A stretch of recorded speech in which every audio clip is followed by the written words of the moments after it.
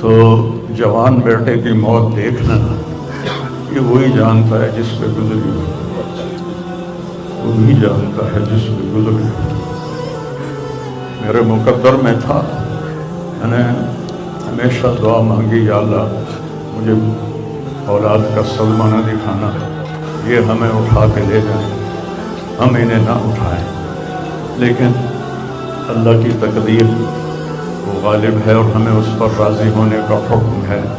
میرے نبی کی دعا ہے، اللہم انی اسألک الرضا بعد القضاء، یا اللہ تو اپنی تقدیر پر مجھے راضی کر دے۔ تو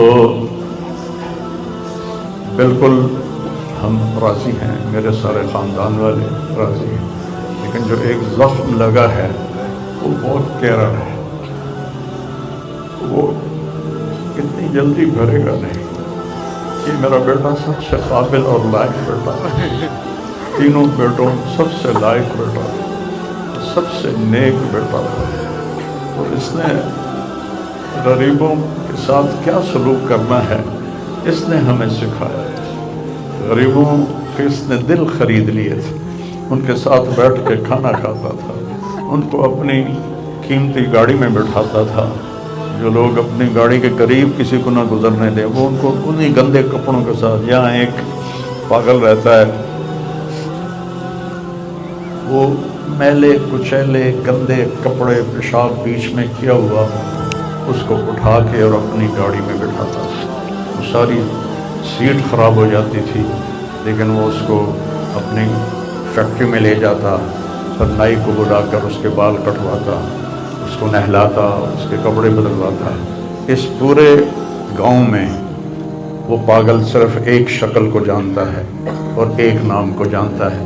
وہ نام تو پکار نہیں سکتا تھا، میاں میاں میاں، یہ صرف ایک اس عاصم جمیل کو وہ جانتا ہے، جو آج ہم سے رخصت ہو گیا، اور یہاں ہم بے بس ہیں اور اللہ کی تقدیر پر ہم راضی ہیں۔ اور السعید من وعد بغیر ہی، موت سے اپنی موت کو یاد کرنا چاہیے کہ ایک دن میرے اوپر بھی یہ آئے گا اور میرا بھی سانس نکلے گا اور زندگی کا دھاگا ٹوٹے گا۔ یہ اس بچے نے وہ کام کیا علاقے میں جس کو میں اپنی تعریف نہ ہو جائے، یہ اللہ کی امانت تھی، اللہ نے اس کو اپنے پاس بلایا، لیکن بہت کم والدین کو ایسی اولاد ملتی ہے، بہت کم والدین کو ایسی اولاد ملتی ہے، اور اسے جوانی میں اللہ نے بلا لیا۔ میں راضی ہوں، میرا سارا خاندان بھی راضی ہے، لیکن یہ رونا تو میرے بس میں نہیں۔ اللہ اولاد کے صدمے سے سب کو بچائے، اللہ اولاد کے صدمے سے سب کو بچائے۔ چھوٹے چھوٹے غم کے قابل نہیں ہے، میرے اوپر تو بہت بڑا غم ہے۔ میں اللہ کا شکر گزار ہوں، اور یہ سارا مجمع دیکھ کے مجھے حوصلہ ہو گیا ہے کہ میرا بیٹا واقعی بہت نیک تھا، جس کے لیے اتنا مجمع اس کے لیے دعا کرنے آیا ہے۔ 40 آدمی جنازے میں ہوں اور میت کے لیے دعا کریں تو میرے نبی نے فرمایا اس کی بخشش ہو جاتی ہے۔ تو یہ تو ماشاءاللہ ہزاروں گنتی سے بھی باہر مجمع کھڑا ہوا ہے۔ میں آپ سب کا شکر گزار ہوں۔ میرے بھائی، اس دن کی تیاری کر کے مرنا چاہیے۔ اگر اللہ راضی ہے تو اللہ کی قسم موت سے خوبصورت کوئی پیغام نہیں، موت سے خوبصورت کوئی پیغام نہیں، اور اگر اللہ ناراض ہے تو موت سے خوفناک کوئی پیغام نہیں ہے۔ اور یہ میرا بچہ یہ اللہ کی محبت میں ایسے تڑپتا تھا جیسے کسی کو کوئی زخم ہو جائے اور وہ تڑپتا ہے۔ اور ہم اللہ کو جانتے ہیں، مانتے ہیں، ہمارے احساس میں اللہ کا تعلق شامل نہیں، ہم عقلی طور پر مانتے ہیں۔ میری 52 سال زندگی اللہ کے راستے میں نیک لوگ، اولیاء کرام، علماء کرام کے ساتھ گزری۔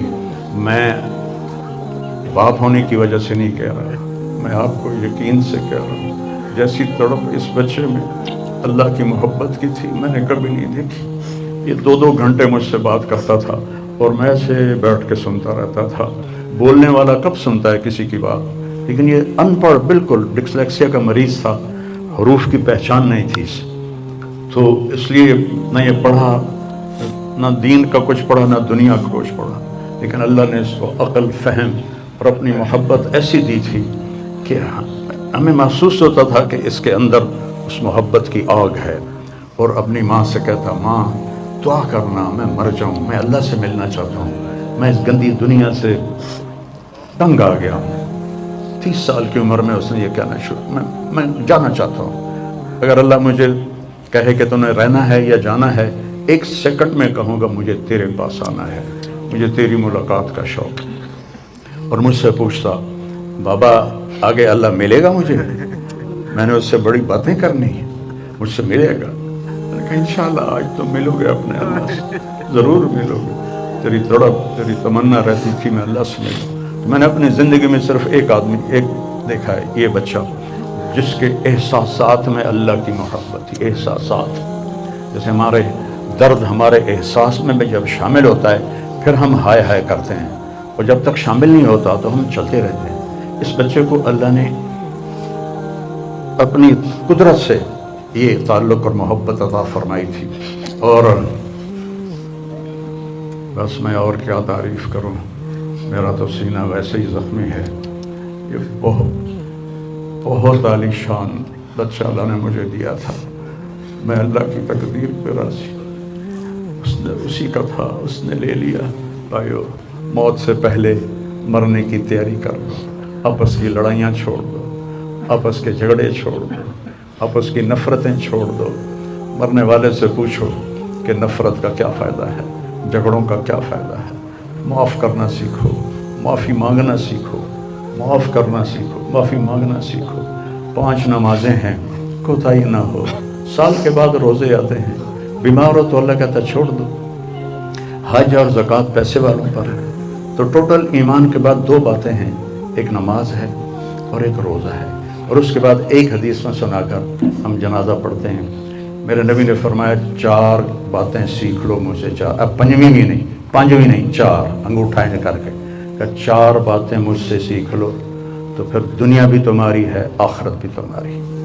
صدق و حدیث، ہمیشہ سچ بولنا، ہمیشہ سچ بولنا۔ آج نیت کرتے ہو؟ انشاءاللہ۔ حفظ و امانت، کسی کو دھوکہ نہ دینا، کسی کے ساتھ 2 نمبری نہ کرنا، کسی کو اپنے مفاد اور پیسے کے لیے، اپنے منصب کے لیے اس کے ساتھ دھوکے بازی نہ کرنا۔ تیسری بات حسن و خلیقت، اپنے اخلاق اچھے رکھنا، گالی، غیبت، الزام تراشیاں، جھگڑے، یہ چھوڑ کے اچھے اخلاق والے بن جاؤ۔ اور چوتھی بات فرمایا عفت فی طعمت، رزق حلال کماؤ۔ اب سارے مجمع سے میری اپیل ہے، آج کے بعد نماز پکی کرنی ہے اور سچ بولنا ہے، اور کسی کو دھوکہ نہیں دینا، اور اپنے اخلاق اچھے کرنے ہیں، کسی کو گالی نہیں دینی، کسی کو بے عزت نہیں کرنا، اور رزق حلال کمانا ہے۔ تو انشاءاللہ میرے نبی کا وعدہ ہے دنیا بھی تمہاری ہے، آخرت بھی تمہاری ہے۔ آؤ ہم اپنے بیٹے کو رخصت کریں۔